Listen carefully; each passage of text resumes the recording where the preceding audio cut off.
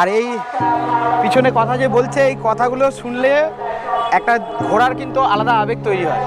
দীঘা এখন শুধু কিন্তু সমুদ্র নয়, এখন রয়েছে জগন্নাথ ধামও।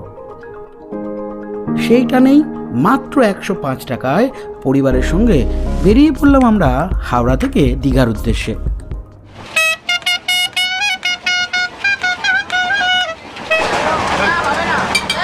এই ফরেস্ট অফিস হলো উলুবেড়িয়া, সেখানে গিয়ে ঢোকার কথা 7:23-এ। জানি না কখন গিয়ে ঢোকাবে।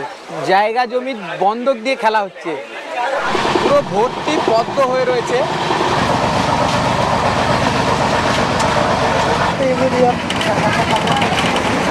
কি আছে? চপ আছে। কিসের চপ? কিসের চপ? আলু মোচা। আলু মোচা অনেক কিছু আছে। ট্রেন থেকে প্রকৃতির অপূর্ব দৃশ্য আর ট্রেনে বিভিন্ন রকমের খাওয়া দাওয়া, এই করতে করতে মাত্র 105 টাকায় আমরা কিভাবে হাওড়া থেকে দীঘা পৌঁছে গেলাম তার পুরো তথ্য থাকছে এই পর্বতে। এবারে চলুন তাহলে কোনো দেরি না করে শুরু করা যাক আজকের পর্ব। ভোর 4:40-এ সোনারপুর থেকে সোনারপুর লোকাল ধরে আমরা বেরিয়ে পড়লাম শিয়ালদার উদ্দেশ্যে। ঘড়ির কাঁটায় তখন 5:13 আর আমরা গিয়ে পৌঁছালাম শিয়ালদা স্টেশনে।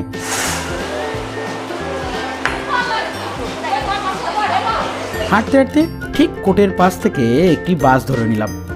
সকাল সকাল বাস কিন্তু মোটামুটি বেশ ভালোই যায়। বাজে ঘড়িতে তখন 5:49 আর আমরা এসে পৌঁছালাম এই হাওড়া স্টেশনে। বাস থেকে নামতেই বোর্ডের মধ্যে দেখতে পেলাম 23 নম্বর প্ল্যাটফর্মে আমাদের ট্রেন দিয়েছে।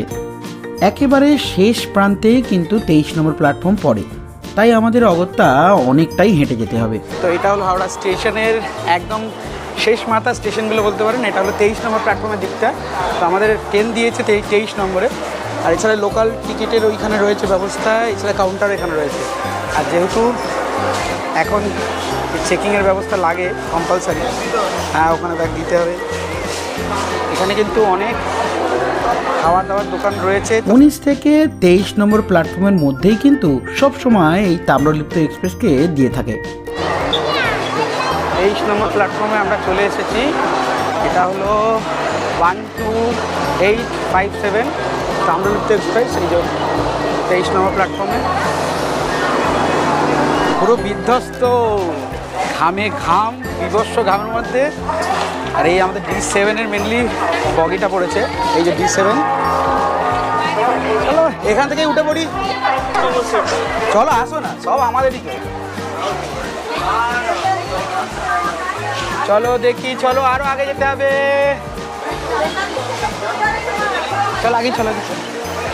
আমাদের সিটটা পড়েছে এইরকম, মানে মেনলি আমাদের সিট শুরুটা হলো 43 থেকে একদম ওই 58 পর্যন্ত টানা। তো এই পুরো সিটগুলো আমাদের মোটামুটি।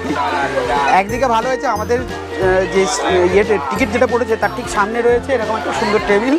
যদিও ব্রেকফাস্ট যদি মাঝখানে কিছু ওঠে তাহলে কিনে খাওয়া দাওয়া যাবে আর কি।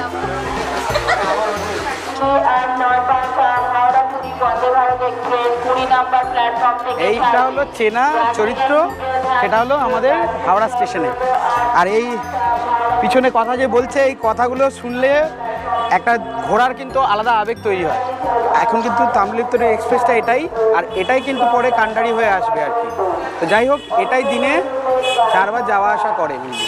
এই ট্রেনটা হলো মেনলি প্রতিদিনই চলে, আর মোটামুটি 7টার স্টপেজ দেয়।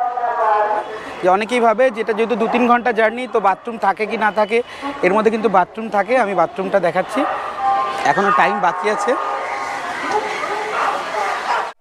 যেমন নর্মালি বাথরুম হয় সেরকমই, এই যে নর্মালি এরকমই আছে, ইন্ডিয়ান স্টাইলে।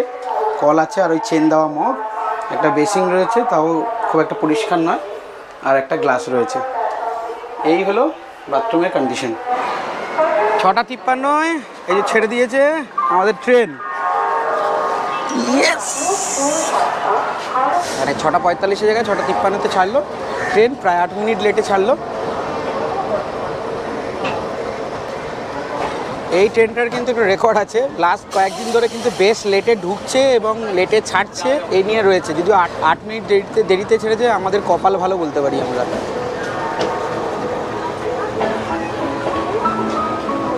এর পরের স্টেশন সাঁতরাগাছি, দেখি কতক্ষণ লাগে যেতে ওখানে। টাটা হাওড়া।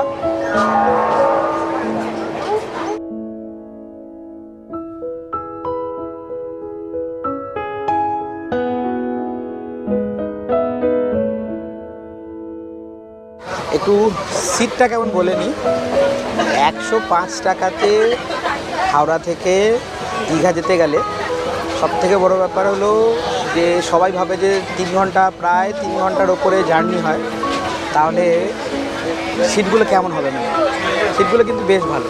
এটা হলো যেমন এসি যেগুলো মানে চেয়ার কারে যেমন ধরেন সিটগুলো হয় ওরকমই। আর সামনে একটা জিনিস আমি দেখলাম খুব ভালো, জল রাখার জায়গা আছে।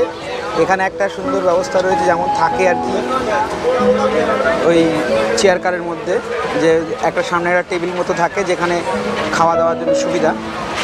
তো যদি সকালবেলা ব্রেকফাস্ট ট্রেন থেকে কেনেন তাহলে এখানে রেখে খাওয়া যেতে পারে। আর সব থেকে এটা ভালো ব্যাপার, যেটা আমার যেটা ভালো মনে হয়েছে সেটা হলো এই সিটগুলো পুশ ব্যাক সিস্টেম রয়েছে। তো পুশ ব্যাগে কী সুবিধা, এই যে এখানে যেটা রয়েছে এই ছোট্ট মতন, এটা যদি আমি টানি তাহলে এই আমার সিটটা পিছন দিকে চলে গেল, একটু হেলিয়ে থাকলো, শুয়ে শুয়ে একটু পাটাকে এর মধ্যে তুলে দিয়ে একটু ঘুমিয়ে ঘুমিয়ে যাওয়া যেতে পারে। অনেকে এরকম করেই যায়, মেনলি একটু আরাম হয় তাতে। আর যদি চান আবার স্ট্রেট করে নেওয়া যায়, অসুবিধা নেই। যেমন স্ট্রেট করে নিলাম আমি, ঝামেলা শেষ। যেমন চেয়ার কারের মধ্যে হয়ে থাকে ঠিক তেমনই কিন্তু রয়েছে। আমি কিন্তু বাইরে দেখলাম যে বাইরে যে লেখা আছে ওটা কিন্তু চেয়ার কারই লেখা আছে, যেটা আমার মনে হচ্ছে যে এটা কিন্তু চেয়ার কারই ছিল আগে। পরবর্তী ক্ষেত্রে এসি খারাপ হয়ে যাক বা ট্রেনের আপডেট করে 2S যে বগিগুলোর মধ্যে এগুলো ঢুকিয়ে দিয়েছে, জানলা করে দিয়েছে আর জানলা স্লাইডিংও করে দিয়েছে। এইরকম 3x3 সিট আছে, এপারেও 3 জন আছে, ওপারেও 3 জন আছে। মোটামুটি এরকম সিট রয়েছে, কমফোর্টেবল। মোটামুটি 3.5 ঘন্টা যাওয়ার জন্য যতটা দরকার সেটা কিন্তু এখানে পাওয়া যাবে। আর ব্যাগ রাখার জন্য সুন্দর ওপরে ব্যবস্থা রয়েছে, যা নিচে গ্লাস লাগানো আছে, তা আপনার ব্যাগটা এখান থেকে আপনি দেখতেও পারেন। তো এইরকম দুদিকেই আছে। আর একটা সুন্দর ব্যবস্থা রয়েছে যে হ্যাঙ্গারগুলো, তো যদি জলের বোতল বা ছোটো ছোটো খাবার যদি জিনিস আনেন তো এখানে ঝোলাতে পারেন। আমি আমার ব্যাগটা ওইখানটা ঝুলিয়ে দিয়েছি। তো মোটামুটি ট্রেনের কন্ডিশনটা এরকম। এই ঢুকছে সাঁতরাগাছিতে, প্ল্যাটফর্মটা এইদিকে। আমরা কিন্তু উল্টো বসেছি, এবারে উল্টো বসেছি কারণ ট্রেনটা যাচ্ছে পিছন দিকে। যদিও ট্রেনেতে খুব একটা অসুবিধা নেই, বাসে বা গাড়িতে একটা সমস্যা হয় উল্টো বসলে।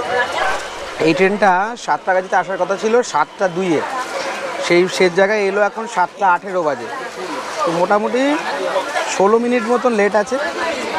দেখা যাক শেষমেশ কত লেটে গিয়ে পৌঁছায় জানি না। এখনও পর্যন্ত যেটা হিসাবে দেখাচ্ছে 10:08 নাগাদ দীঘাতে গিয়ে পৌঁছাবো আমরা, যেটা 10:05-এর জায়গায়।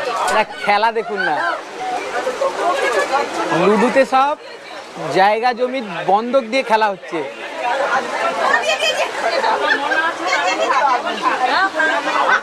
এই অবস্থা দেখো, কার জায়গা কার জমি চলে গেল। এর পরের স্টপেজ হলো উলুবেড়িয়া, সেখানে গিয়ে ঢোকার কথা 7:23-এ। জানি না কখন কি ঢোকাবে। গাড়ির যা স্পিড আর যে গতিতে যাচ্ছে, যে হিসাবে যাচ্ছে, মনে হয় না যে টাইপে ঢোকার কথা সেই টাইপে ঢুকতে পারবো। দেখা যাক।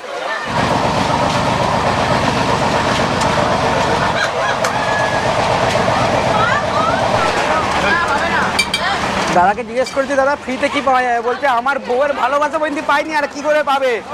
সেই জন্য দাদা আমি তো চেয়েছিলাম আপনার ভালোবাসা, বলে গেছে কথা বলবে মিষ্টি, ডাইরেক্টে যাবে, মিষ্টি কথার মিষ্টি নেই, পিঠে ফেলে দেবে। বিজনেস গুড পিঠে চলে। হ্যাঁ তা ঠিক। গাড়ি চলে গেলে সংসার চলে, বিজনেস বিজনেস চলে। ওরে না, কি কথা, কি আছে চপ আছে। ওরা কি আছে দাদা? কিসের চপ? কিসের চপ? আলু মোচা, আলু মোচা অনেক কিছু আছে। মুড়ি আনলে এরকম আনলে ভালো হতো। কত করে? দুটো 20 টাকা। দুটো 20 টাকা দাও। কি দেবো, আলু না মোচা? একটা আলু একটা মোচা করে দাও। দুটো 20 টাকা না, একটু ঠিক করে নাও তাহলে অনেক। মোচা একটা আলু, বড় বড় তো আছে। দুটো করে সব জায়গায় বের করতে যাবো। একটা আলু একটা মোচা। একটা আলুর চপ একটা মোচার চপ সঙ্গে মুড়ি। সকালের ব্রেকফাস্ট হচ্ছে।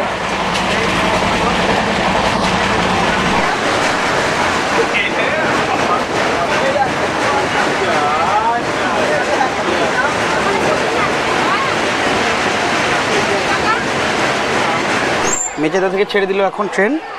এটা মেনলি টাইম ছিল 7:45, কিন্তু এসে ঢুকেছে 8:07 আর ছাড়লো 8:10। আরামসে ধর ওটাকে, ধর এটাকে, ধর না এটাকে, ধর না।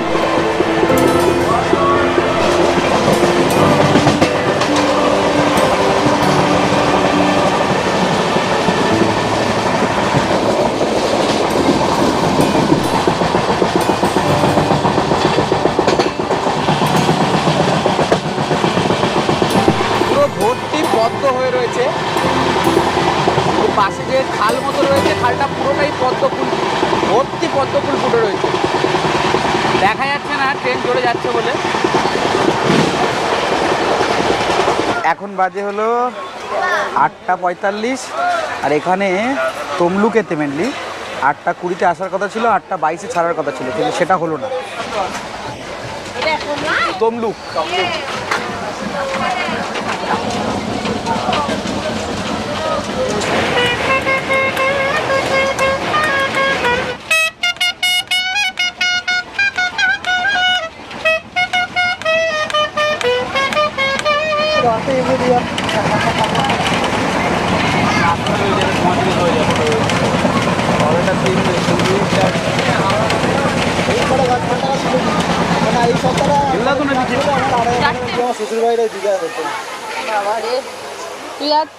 এখন এসে পৌঁছেছি কাঁথিতে। তো কাঁথিতে ঢোকার কথা ছিল 9:16-তে, আর এখন বাজে হলো 9:49, মানে অনেকটাই লেট আছে এখন।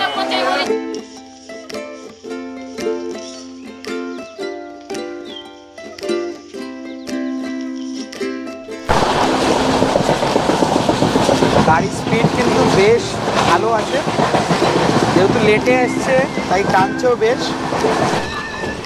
চলে এলো আমাদের যাত্রার লাস্ট অফিস, সেটা হলো রামনগর। এই যে যদিও ওই দিকে মানে উল্টো দিকে ঠিক মানে ডান দিকেতে প্ল্যাটফর্ম আছে আর কি। এর পরের স্টপেজই হলো দীঘা। এখান থেকে 10 কিলোমিটার বাকি আছে। আমরা প্রায় 176 কিলোমিটার রাস্তা জার্নি করে ফেলেছি, আর 10 কিলোমিটার, খুব বেশি হলে 10-15 মিনিট লাগবে।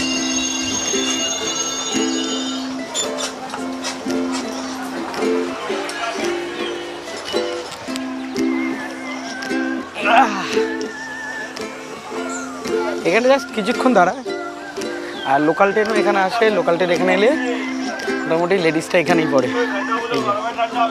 আর এই যে বাবু, কেমন লাগছে? খুব সুন্দর লাগছে, খুব ভালো লাগছে। তোর কেমন লাগছে? বোরিং? 3 ঘন্টায় তুই বোরিং হয়ে গেলি?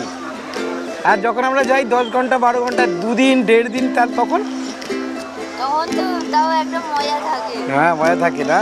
বসে বসে ও আচ্ছা, যাও ছেড়ে দেবে এবার ট্রেন, আমরা উঠে পড়ি। কি বন্ধু, তাহলে কি পুরো ইনফরমেশন রইলো এই পর্বেতে? যদি পুরো ইনফরমেশন পেয়ে থাকেন তাহলে একটা কি লাইক, একটা কি কমেন্ট, একটা কি শেয়ার কি পেতে পারি আমি?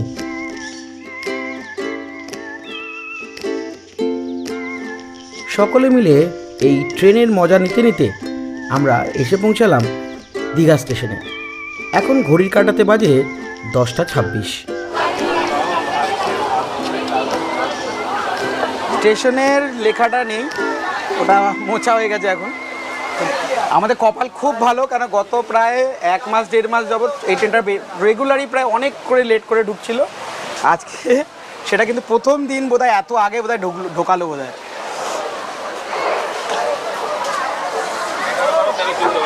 এখন অনেক আছে, দাঁড়িয়ে যান।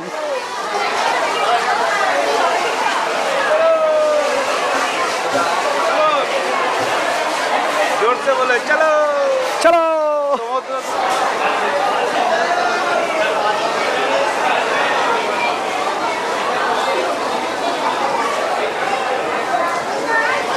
পুরো দীঘা স্টেশনটা আধুনিকরণের একটা কাজ চলছে, তো সমস্ত স্টেশন জুড়েই কাজ চলছে প্রায়। বেশ কিছু জায়গাতে কিন্তু মানে পুরো নিচের যে ফ্লোরটা সেটা তুলে দিয়েছে। তো বয়স্ক যারা আসছেন তাদের জন্য একটু কয়েকদিন পরে আসলে ভালো হবে। মনে হচ্ছে একটা রেস চলছে, সকলে মিলে বাইরে যাওয়ার তাড়াহুড়ো লেগে রয়েছে। সেই তাড়াহুড়োতে আমিও বেরিয়ে পড়লাম স্টেশনের বাইরের দিকে। যতবারই আমি দীঘা এসছি কোনোবারে কিন্তু দীঘা স্টেশনে আমার টিকিট চেক হয়নি। এবারে সেই মনের ইচ্ছাটাও পূর্ণ হয়ে গেছিল। ওই দাঁড়িয়ে আছে গাড়ির জন্য, এটা ভালো করেছে। দীঘার মোটামুটি যে স্টেশনের পাশে কিন্তু ছোট্ট মতন একটা পার্কও আছে, এই দেখুন। সবশেষে সবার কাছে অনুরোধ রইল, যারা এখনও পর্যন্ত আমার এই চ্যানেলটিকে সাবস্ক্রাইব করেননি, একটু যদি ওই চ্যানেলটিকে সাবস্ক্রাইব করে রাখেন তাহলে এই ধরনের অনেক পর্ব আগামী আসছে, সেগুলো সবার আগে আপনাদের কাছে পৌঁছে যাবে। আর অবশ্যই সাবস্ক্রাইব করার পর যে পাশে থাকা বেল বাটনটি প্রেস করে কিন্তু অল করতে ভুলবেন না। আগামী পর্বতে আসছে দীঘাতে সুন্দরবনের একটা ফিল পাওয়ার জন্য একটা অপূর্ব জায়গার সন্ধান। তাই বন্ধুরা, পরের পর্বতে দেখা হচ্ছে। ততক্ষণের জন্য টাটা, গুড বাই, সকলে ভালো থাকবেন, সুস্থ থাকবেন।